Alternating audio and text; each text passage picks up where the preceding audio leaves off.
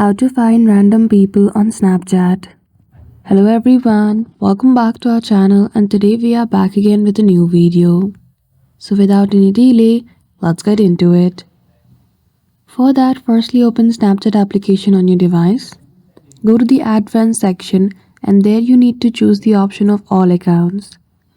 Once you do, click on Continue and allow the permission for contacts by the Snapchat.